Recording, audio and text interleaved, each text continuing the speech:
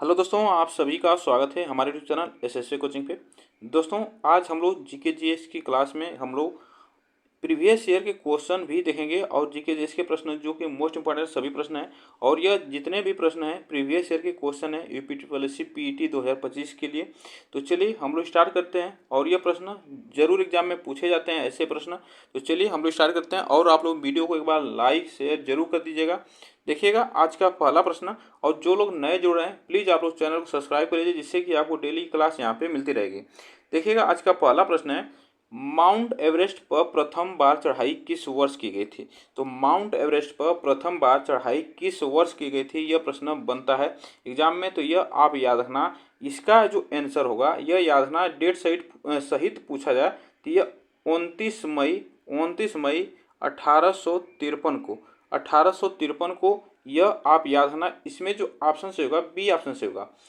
लेकिन यहाँ से पूछा जाता है कि किसने चढ़ाई की थी, यह पूछा जाएगा किसने प्रथम बार चढ़ाई की थी। तो यह याद रखना, Edmund Edmund Edmund Hillary Edmund Hillary जो थे यह कहाँ के थे, तो यह न्यूजीलैंड के थे। यह याद रखना, यह न्यूजीलैंड के थे। और एक और लोग इस ये दोनों लोग साथ ही चढ़ाई किए थे, तेंजिंग नार्गे शेरपा जो थे यह नेपाल के थे। तेंजिंग नार्गे शेरपा जो थे यह नेपाल के थे। यह दोनों एक साथ चढ़ाई किए थे और प्रथम बार 1953 में यह चढ़ाई हुई थी। अगर बात की जाए यह माउंट एवरेस्ट की ऊंचाई अगर पूछ दिया जाता है एग्जाम में, तो माउंट एवरेस्ट की ऊंचाई जो है 8848 मीटर है, ठीक ना। 8848 मीटर एग्जाम में पूछा गया है। एग्जाम में कहीं कहीं डायरेक्ट आपको लगभग में दे दिया जाता है 8900 मीटर, ठीक ना। तो यह आप इसको भी आप याद रखना। इसका नाम जो है माउंट एवरेस्ट का नाम अगर पूछ दिया जाता है, तो माउंट एवरेस्ट का नाम अगर नेपाल में पूछा जाए तो नेपाली नाम इसका जो है सागर माथा है, ठीक ना। सागर माथा इसका नेपाली नाम है, यह याद रखना। सागर माथा इसका नेपाली नाम है। तिब्बती नाम पूछ दिया जाता है तो तिब्बती नाम इसका याद है चोमोलुंगमा इसका तिब्बती नाम है। तो यह आप इतनी बातें याद रखना, यहाँ से प्रश्न ऐसे बन सकते हैं। तो यह देखिएगा, आगे चलते हैं नेक्स्ट क्वेश्चन पे। देखिएगा, भरतपुर में स्थित पक्षी अभ्यारण्य राष्ट्रीय उद्यान का नाम है। तो यह याद रखना, भरतपुर में स्थित पक्षी अभ्यारण्य है, उसका नाम आपसे पूछा है। इसका नाम आप बताइएगा कौन सा इसका नाम होगा। देखिएगा, जो यह भरतपुर कहाँ पे है, तो भरतपुर याद रखना राजस्थान में। राजस्थान जो है यह राजस्थान का एक जिला है भरतपुर। और यह जो भरतपुर पक्षी अभ्यारण्य है उसे आप याद रखना केवलादेव घना पक्षी अभ्यारण्य इसे कहा जाता है। केवलादेव घना पक्षी अभ्यारण्य या राष्ट्रीय उद्यान इसे कहा जाता है। यह प्रश्न एग्जाम में जरूर पूछा जाता है, ठीक ना। यहाँ पे याद रखना। और भैंसरोडगढ़ अभ्यारण्य अगर ये भी पूछा जाएगा तो यह याद रखना, ये भी राजस्थान में, राजस्थान के चित्तौड़ में। यह याद रखना चित्तौड़ में, राजस्थान के चित्तौड़गढ़ में है। और यह पूछा जाएगा दर्रा अभ्यारण्य कहाँ पे, तो यह कोटा में, राजस्थान के कोटा में है, कोटा जिला में है। घटाप्रभा यह कहाँ पे है, तो यह कर्नाटक में है। ये भी आप याद रखना, यहाँ से प्रश्न पूछा जाता है। तो यह इतनी बातें आप याद रखिएगा। इसमें जो ऑप्शन से होगा हमारा सी ऑप्शन से होगा। चलेगा नेक्स्ट देखिएगा, भिलाई इस्पात संयंत्र के लौह अयस्क का क्षेत्र। तो देखिएगा, भिलाई इस्पात संयंत्र लौह अयस्क का क्षेत्र का स्रोत है। यह प्रश्न पूछा जाएगा एग्जाम में, जरूर पूछा जाएगा, यहाँ से याद रखना।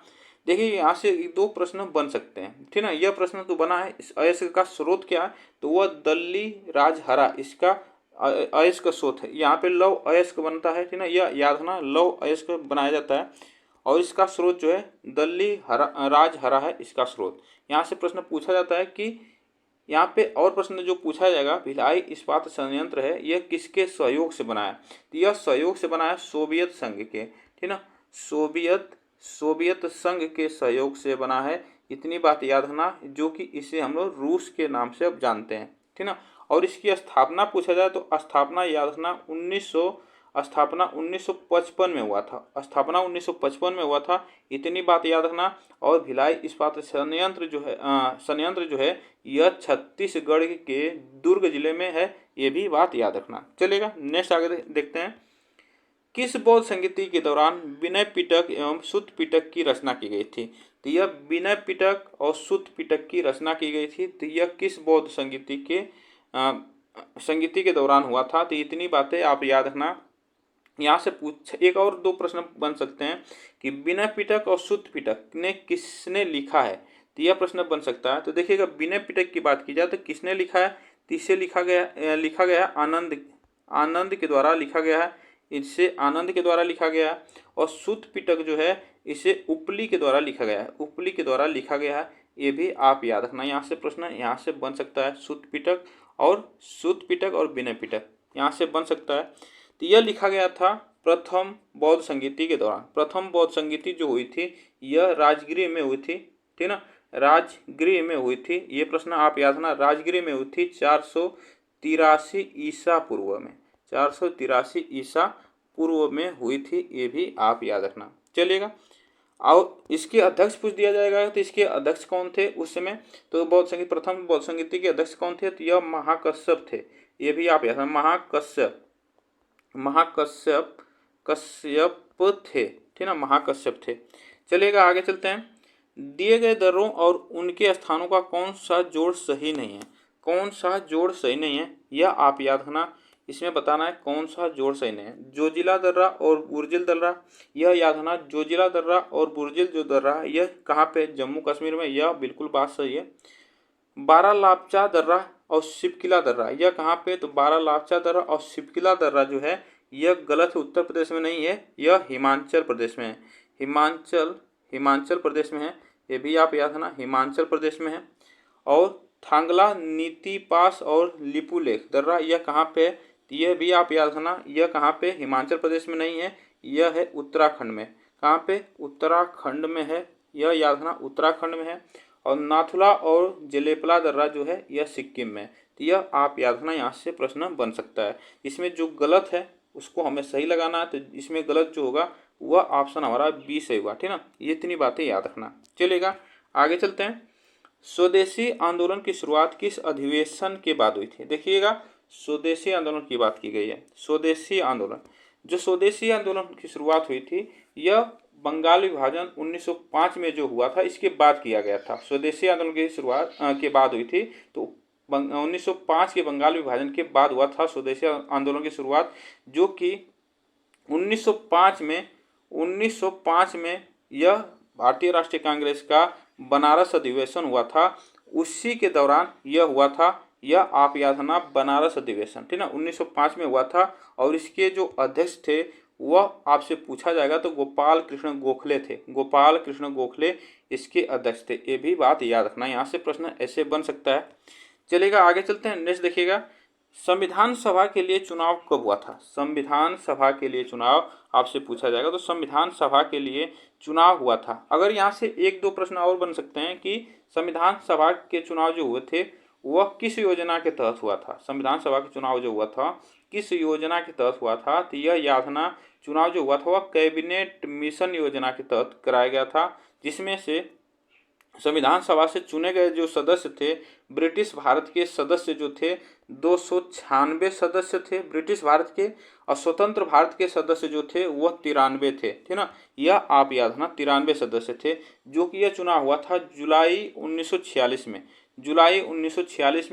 जुलाई अगस्त 1946 में, यह प्रश्न आप याद रखना, जुलाई 1946। चलिएगा, आगे चलते हैं।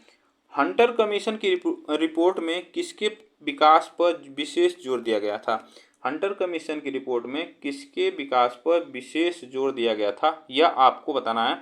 देखिए, जो हंटर कमीशन आया था तो यह 1882 में आया था। 1882 में यह आया था कि जो प्राथमिक शिक्षा थी 1854 के वुड के घोषणा पत्र के दौरान जो प्राथमिक शिक्षा लागू हुई थी, भारत में चलाई जा रही थी, तो उसका मूल्यांकन करने के लिए यह हंटर कमीशन लाया गया था। हंटर कमीशन यह मूल्यांकन करने के लिए लाया गया था, यह आप याद रखना। तो यह प्राथमिक शिक्षा को, ठीक ना, प्राथमिक शिक्षा पर जोर देने के लिए यह किया गया था। यह इसका मूल्यांकन करने के लिए किया गया था 1882 में। और वुड के घोषणा पत्र जो 1854 था यह प्राथमिक शिक्षा से संबंधित था, इसी का मूल्यांकन करने के लिए हंटर कमीशन रिपोर्ट आई थी। आगे चलते हैं, देखिएगा, अबुल हसन नामक चित्रकार किस शासन का दरबारी था? अबुल हसन नामक चित्रकार किस शासन का दरबारी था, यह आपसे पूछा जाएगा। तो यह हसन जो अबुल हसन जो है चित्रकार था, यह याद रखना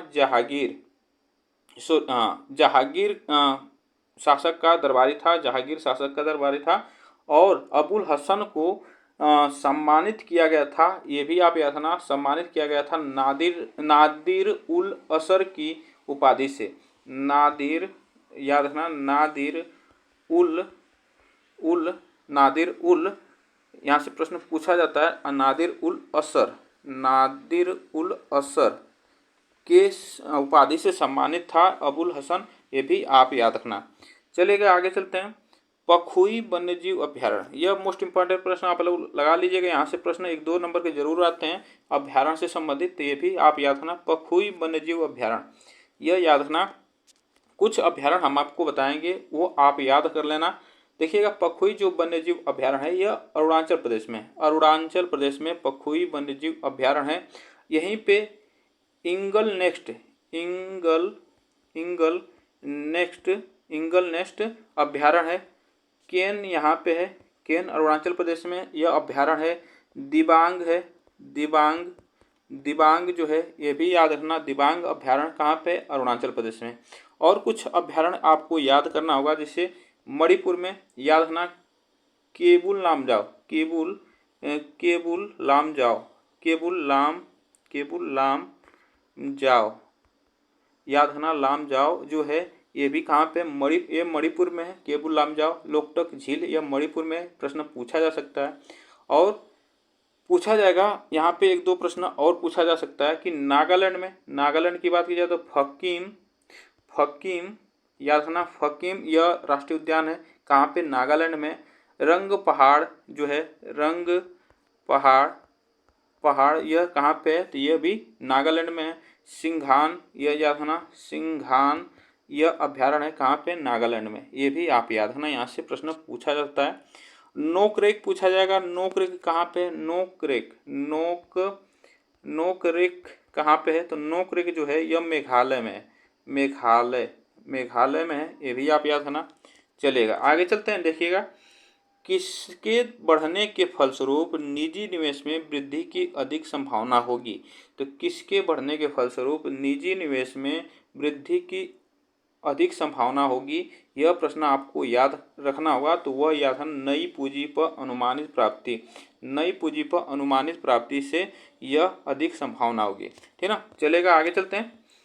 भारत की राष्ट्रीय आय का आकलन करने वाली संस्था है। भारत की राष्ट्रीय आय का आकलन करने वाली संस्था आपको बताना है, यह आप याद रखना।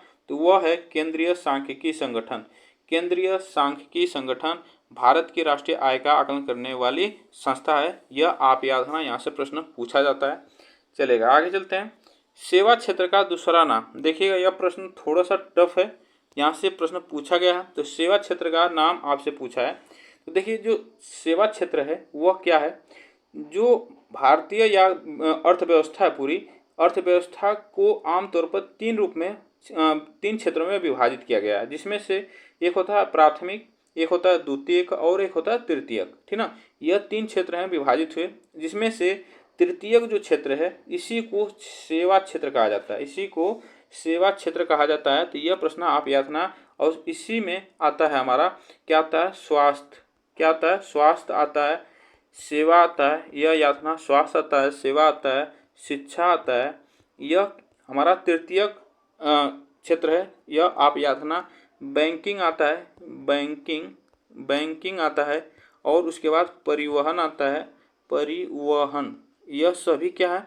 यह सेवा क्षेत्र का दूसरा नाम है। सेवा क्षेत्र में आते हैं, जो कि सेवा क्षेत्र किसे कहा जाता है? तो तृतीयक को कहा जाता है, ठीक ना। यह भी आप याद रखना।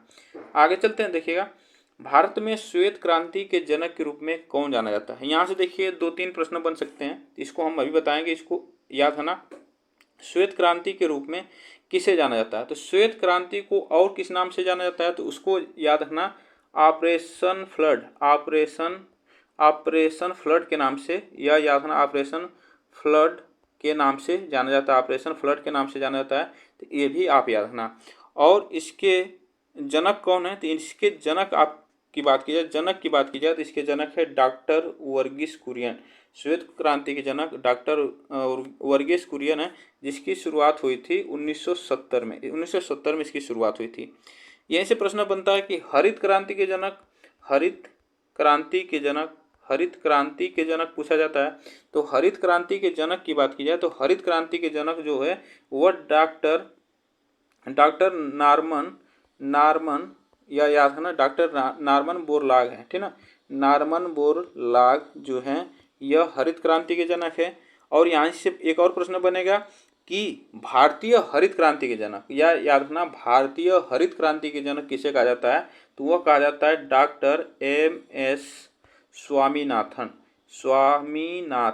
स्वामीनाथन को कहा जाता है। ये भी आप याद रखना, भारतीय हरित क्रांति के जनक MS स्वामीनाथन और विश्व के हरित क्रांति के जनक डॉक्टर नारमन बोरलाग, यह आप याद रखना। चलिएगा आगे चलते हैं, देखिएगा नेक्स्ट क्वेश्चन पे। भारत में आर्थिक सुधार 1991 के दौरान प्रधानमंत्री कौन थे। 1991 के दौरान जब भारत की अर्थव्यवस्था खराब हो चुकी थी, तो उस समय आर्थिक सुधार के लिए प्रधानमंत्री बने थे PV नरसिंह राव, ठीक है, PV नरसिंह राव। और उसी समय वित्त मंत्री थे डॉक्टर मनमोहन सिंह। वित्त मंत्री बने थे डॉक्टर मनमोहन सिंह, यह याद था, डॉक्टर मनमोहन सिंह थे वित्त मंत्री, ये भी आप याद रखना, यहाँ से प्रश्न पूछा जा सकता है। चलेगा आगे चलते हैं, नेक्स्ट देखिएगा। भारत के संविधान में इनमें से क्या राज्य सूची में सम्मिलित नहीं है।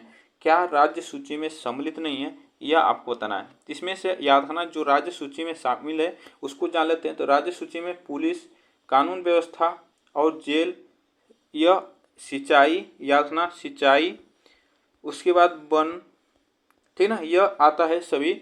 और कुछ नाम हैं जो कि आते हैं यह राज्य सूची में। और इसमें जो दंड संहिता है यह नहीं आता है, यह समवर्ती सूची का विषय है। समवर्ती सूची का विषय है, ये भी आप याद रखना। चलेगा आगे चलते हैं। निम्नलिखित में से क्या भारतीय संविधान की मुख्य विशेषता नहीं है। तो भारतीय संविधान की क्या मुख्य विशेषता नहीं है, यह आपसे पूछा है। तो इसमें जो मुख्य विशेषता नहीं है तो वह याद रखना, पहले जो जानते हैं कि कौन सी विशेषता है। तो अर्धसंख्यक संरचना, ये भी इसकी संविधान की विशेषता है। शक्तियों का विवरण, ये विशेषता है। लिखित संविधान और संविधान की सर्वोच्चता जो है यह इसकी विशेषता। जो नहीं है वह प्रतिबद्ध न्यायतंत्र, यह क्या है, इसकी विशेषता नहीं है, ये आप याद रखना। चलेगा आगे चलते हैं। निम्नलिखित में से क्या भारतीय नागरिकों को आर्थिक न्याय प्रदान करता है। तो भारतीय नागरिकों को आर्थिक न्याय प्रदान करता है, इसमें से आपको बताना है। इसमें याद रखना यह न्याय प्रदान करता है राज्य नीति निर्देशक सिद्धांत। राज्य के नीति निर्देशक सिद्धांत भारतीय नागरिकों को आर्थिक न्याय प्रदान करता है, जिसका वर्णन जो है अनुच्छेद, या याद रखना अनुच्छेद 40 में इसका वर्णन है। और यह राज्य के नीति निर्देशक तत्व जो है यह किस देश के संविधान से लिया गया है, तो यह याद रखना आयरलैंड के संविधान से लिया गया, आयरलैंड के संविधान से, ठीक ना। चलेगा आगे चलते हैं, देखिएगा। भारतीय संविधान का कौन सा अनुच्छेद राज्य सरकारों को ग्राम पंचायतों के आयोजक के लिए निर्देशित करता है, तो यह आपको बताना है। तो इसमें आपको बताना, तो यह करता है, अभी हम लोग पढ़े हैं तो वह अनुच्छेद 40 करता है। अभी अनुच्छेद हम लोग 40 के बारे में, इसी में इसका वर्णन है, राज्य के नीति निर्देशक तत्व में इसका वर्णन है अनुच्छेद 40 के तहत, इसको याद रखना। चलेगा आगे चलते हैं। त्रिस्तरीय पंचायती राज व्यवस्था का विचार किसने रखा था। त्रिस्तरीय पंचायती राज व्यवस्था का विचार किसने रखा था, तो इस सबसे पहले तो इसकी बात की जाए, इसमें त्रिस्तरीय पंचायती राज व्यवस्था का इसमें क्या होता है, इसमें क्या इसका त्रिस्तरीय नाम है, यह याद रखना। पहला इसमें आता है, इसमें पहला नाम आता है ग्राम स्तर पर ग्राम पंचायत, यह दूसरा आता है ब्लॉक स्तर पर पंचायत समिति, और तीसरा में जिला स्तर पर जिला परिषद। यह इसमें त्रिस्तरीय पंचायती राज व्यवस्था का इसमें विचार है। और यह आया था बलवंत राय मेहता कमेटी के तहत इसको रखा गया था। चलिएगा आगे चलते हैं। यहाँ पे देखिएगा बिजली का प्रवाह सर्किट में कब होता है। यह देखिएगा बहुत विवादित क्वेश्चन था बिजली प्रवाह का, जो कि यह पीटी 2021 में पूछा गया प्रश्न है। तो यह प्रश्न जो है कि बिजली का प्रवाह सर्किट में कब होता है। देखिएगा जब स्विच चालू होने पर भी रहेगा, स्विच बंद होने पर भी रहेगा, यह सही बात है। स्विच बंद या चालू होने पर भी होगा, इनमें कोई वोल्टेज नहीं होगा, यह होगा, यह सभी सही है। तो इसलिए यह थोड़ा सा विवादित प्रश्न था, इसीलिए इस पर पूरा नंबर दिया गया था, यह फुल मार्क दिया गया था। इसमें चारों ऑप्शन सही होगा। चलेगा, आगे चलते हैं। प्रतिरोध की एसआई इकाई क्या है। प्रतिरोध की एसआई इकाई आपको बताना है। तो प्रतिरोध की एसआई इकाई जो है वो होती है ओम, ठीक ना। ओम यह किसके नाम पर रखा गया, तो जॉर्ज साइमन ओम के नाम पर यह रखा गया था, इसका नामकरण किया गया है इन्हीं के नाम पर, यह इसको याद रखना। आगे चलते हैं। नींबू का खट्टा स्वाद इनमें से किसकी उपस्थिति के कारण होता है। तो नींबू का खट्टा स्वाद आपसे पूछा है, तो नींबू का खट्टा स्वाद की बात की जाए तो यहाँ से एक दो प्रश्न बन सकते हैं। देखिएगा नींबू का खट्टा स्वाद जो होता है वह साइट्रिक अम्ल के कारण होता है, साइट्रिक अम्ल के कारण होता है। यहाँ से एक दो प्रश्न पूछा जाएगा कि नींबू का पीएच मान कितना होता है। तो ये इसका पीएच मान होता है 2 से 3 पीएच मान होता है, 2 से 3 इसका पीएच मान होता है। यहाँ से और फलों में पूछा जाता है, तो इसमें याद रखना एक दो नंबर का प्रश्न यहाँ से पूछा जा सकता है। जैसे टमाटर, टमाटर का आपसे पूछा जाता है, टमाटर में कौन सा अम्ल पाया जाता है, टमाटर में कौन सा अम्ल पाया जाता है। तो इसमें ऑक्जेलिक अम्ल पाया जाता है, ऑक्जेलिक अम्ल पाया जाता है टमाटर में। उसके बाद सिरका में, सिरका में क्या पाया जाता है, तो सिरका में पाया जाता है एसिटिक अम्ल, सिरका में एसिटिक अम्ल पाया जाता है। ये वाला देखिएगा एसिटिक अम्ल पाया जाता है, इसको आप याद रखना, एसिटिक अम्ल पाया जाता है, ठीक ना। यह लेकिन इसमें नींबू का खट्टा स्वाद जो होता है वह साइट्रिक अम्ल के कारण होता है, ये आप याद रखना। चलेगा, आगे चलते हैं। नेक्स्ट देखिएगा, कर्कटजनक रसायन से होता है, कर्कटजनक रसायन से होता है, यह आपको बताना है। कर्कटजनक रसायन से होता है, इसको आपको बताना है। तो इसको याद रखना, इसे इंग्लिश में कहा जाता है कार्सिनोजेनिक केमिकल, इसे कहा जाता है कार्सिनोजेनिक केमिकल इसे कहा जाता है। और इससे जो हानियाँ होती हैं वह इससे कैंसर होता है, ठीक है ना, इससे कैंसर होता है। यह क्या करता है कि डीएनए को खत्म कर देता है, डीएनए को खत्म करता है शरीर में, और कोशिकाएं जो होती हैं, जो कोशिकाएं होती है उसको अनियंत्रित रूप से बढ़ावा देता है, जिससे कि शरीर में सूजन हो जाती है, और यह इसका कारण है कैंसर, कैंसर होता है इससे, ये बातें याद रखना। त्वचा की ऊपरी सतह क्या कहलाती है, त्वचा की ऊपरी सतह क्या कहलाती है, त्वचा की ऊपरी सतह क्या कहलाती है। तो इसको कहा जाता है एडोर्मी सॉरी इसे कहा जाता है एपिडर्मी, डर्मिस इसे कहा जाता है एपिसडर्मिस, एपिडर्मिस इसे कहा जाता है, इसे अधिचर्म कहा जाता है, अधिचर्म ऑप्शन यहाँ पे सही होगा, ठीक ना। आगे चलते हैं। निम्न में से किस देश को थंडर ड्रैगन की भूमि के नाम से जाना जाता है, थंडर ड्रैगन की भूमि के नाम से जाना जाता है। तो किसे जाना जाता है, या आप याद रखना, इसे जाना जाता है भूटान को, ठीक ना, भूटान। इसे क्यों जाना जाता है, थंडर ड्रैगन क्यों कहा जाता है, तो यहाँ पे भूटान में जो है यहाँ पे ज़्यादातर तूफान आते हैं, तूफान के वजह से ही इसे नाम दिया गया है थंडर ड्रैगन, या इसे कहा जाता है। आगे चलते हैं, देखिएगा रियाद किस देश की राजधानी है, रियाद जो है पूछा जाएगा, तो रियाद किस देश की राजधानी है, यह प्रश्न आपसे पूछा जाएगा। तो रियाद की बात की जाए तो यह सऊदी अरब की राजधानी है, सऊदी अरब की राजधानी जो है रियाद है। नेक्स्ट देखिएगा, क्षेत्रफल की दृष्टि से भारत का निम्न में से कौन सा राज्य सबसे छोटा है। देखिएगा यहाँ से आप लोग याद रखना, यहाँ से प्रश्न हम 4-5 क्वेश्चन बताएंगे यहीं पे, इसको आप लोग देखिएगा। क्षेत्रफल की दृष्टि से पूछा है भारत का कौन सा सबसे छोटा राज्य है। देखिएगा सबसे जो छोटा राज्य है वह गोवा है सब क्षेत्रफल की दृष्टि से, और सबसे बड़ा राज्य क्षेत्रफल की दृष्टि से पूछा जाए तो वह राजस्थान है, ठीक ना, यह याद रखना, राजस्थान, राजस्थान सबसे बड़ा राज्य है क्षेत्रफल की दृष्टि से, यह प्रश्न आप याद रखना। एक प्रश्न यहाँ से पूछा जाता है कि जनसंख्या की दृष्टि से सबसे छोटा राज्य, यह याद रखना, जनसंख्या के दृष्टि से, जनसंख्या की दृष्टि से सबसे छोटा राज्य कौन सा है। तो यह याद रखना, सबसे छोटा राज्य जनसंख्या की दृष्टि से वह सिक्किम है, ठीक ना। सिक्किम जो है जनसंख्या की दृष्टि से सबसे छोटा राज्य है। यह आप याद रखना, यहाँ से प्रश्न पूछा गया है। और यहाँ से एक और प्रश्न दो बन सकते हैं कि यहाँ पे जो क्षेत्रफल की दृष्टि से सबसे छोटा केंद्र शासित प्रदेश जो है क्षेत्रफल की दृष्टि से वह कौन सा है, तो वह है लक्षद्वीप। यह याद रखना, लक्षद्वीप है, यह याद रखना। क्षेत्रफल की दृष्टि से सबसे छोटा यूटी है लक्षद्वीप, और सबसे बड़ा यूटी जो है यह क्षेत्रफल की दृष्टि से वह लद्दाख है। इसको आप लोग याद रखना। इसमें ऑप्शन जो से हुआ बी ऑप्शन से हुआ। चलिएगा नेक्स्ट देखिएगा, ऑप्शन यहाँ पे देखिएगा। और यहाँ से एक और प्रश्न पूछा जा सकता है कि जनसंख्या की दृष्टि से सबसे बड़ा राज्य, जनसंख्या की दृष्टि से सबसे बड़ा राज्य कौन सा है, तो ये भी आप याद रखना। सबसे बड़ा राज्य है उत्तर प्रदेश, यह याद रखना, उत्तर प्रदेश है, यह जनसंख्या की दृष्टि से सबसे बड़ा राज्य है। आगे चलते हैं, देखिएगा नेक्स्ट क्वेश्चन पे। राज्यसभा के चुने हुए सदस्यों का कार्यकाल कितने वर्ष का होता है, तो राज्यसभा के चुने हुए सदस्यों का कार्यकाल कितना होता है, यह आपको बताना। तो देखिएगा इसका कार्यकाल होता है 6 वर्ष का, ठीक ना।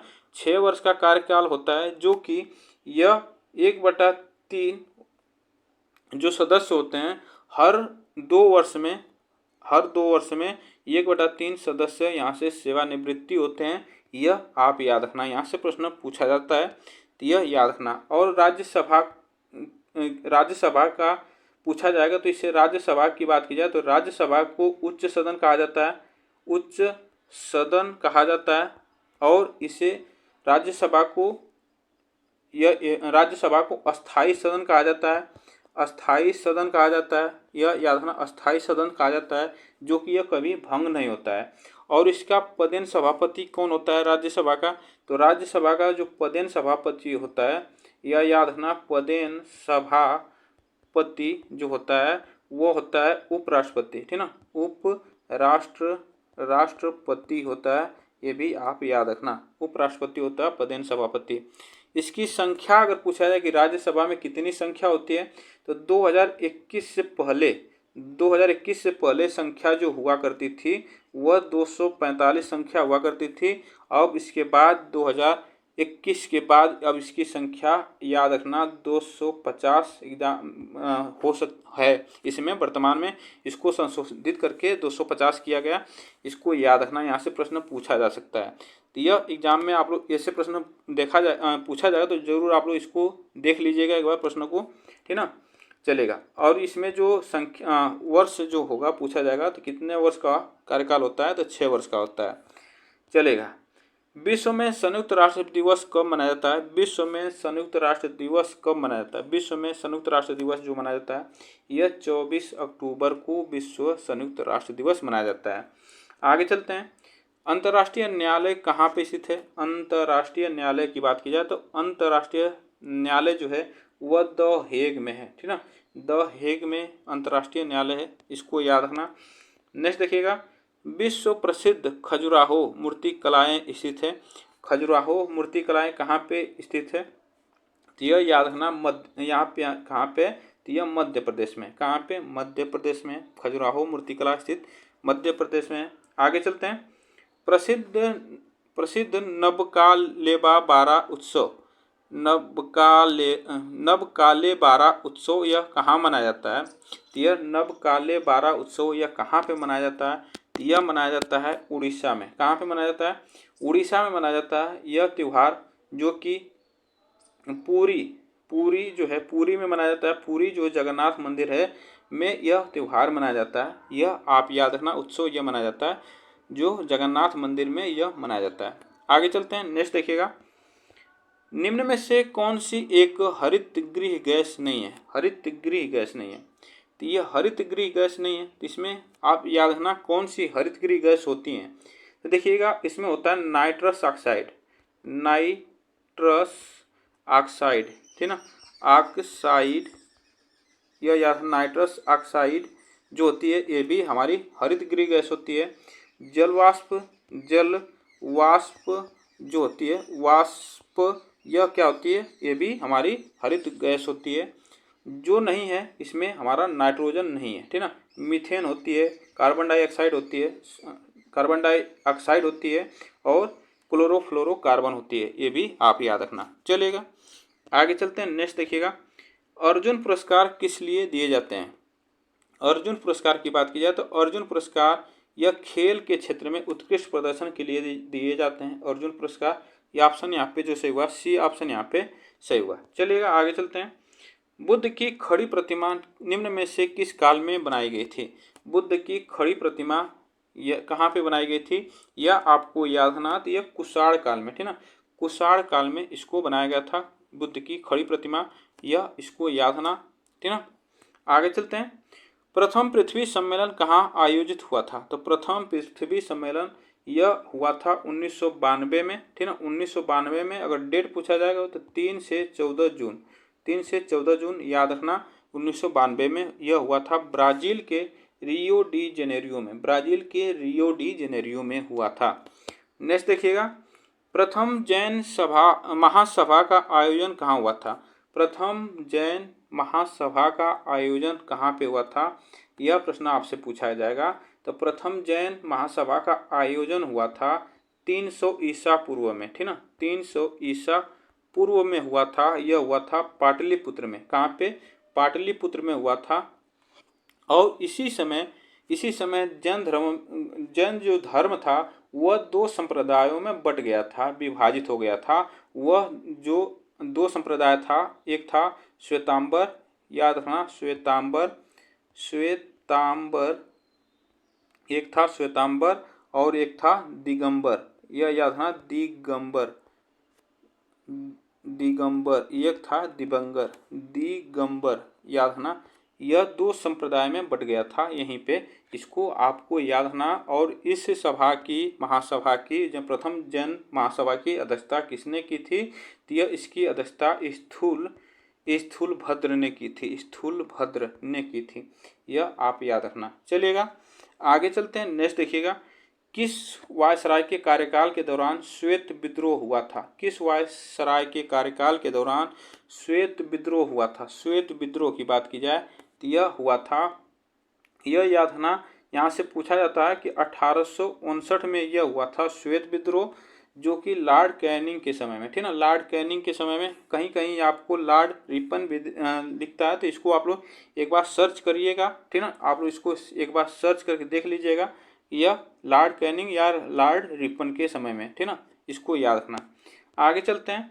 वैदिक काल में सोम देवता को किससे संबंधित था। सोम देवता किससे संबंधित थे। वैदिक काल में सोम देवता किससे संबंधित थे, यह प्रश्न आपसे पूछा जाएगा। तो देखिएगा, जो सोम देवता थे वह वनस्पति के देवता थे, वनस्पति के देवता के रूप में संबंधित थे, यह प्रश्न आपसे पूछा जाता है। जिसमें से पवित्र पेय था, ठीक ना, पवित्र, याद रखना, पवित्र पेय मतलब जो पेय मतलब जो जल होता था, पवित्र पेय, याद रखना, पेय जल। और एक पौधा जो होते थे पौधे, उसके बाद एक देवता, यह एक देवता, यह प्रश्न आप याद रखना। यह तीनों के रूप में जाना जाता था, इसे वनस्पति के देवता के रूप में जाना जाता है, जिसे सोम देवता को संबंधित है, यह प्रश्न आपसे पूछा जाएगा। तो आज के लिए बस हम लोग इतने प्रश्न करेंगे। आप लोग बताइएगा यह प्रश्न कैसे लगे। वीडियो को एक बार लाइक शेयर जरूर कर दीजिएगा। तब तक के लिए थैंक यू सो मच। और जो लोग नए जुड़े हैं प्लीज़ आप लोग चैनल को सब्सक्राइब कर लीजिए, जिससे कि आपको यह क्लास यहाँ पे डेली मिलती रहेगी। फिर मिलेंगे नेक्स्ट वीडियो में।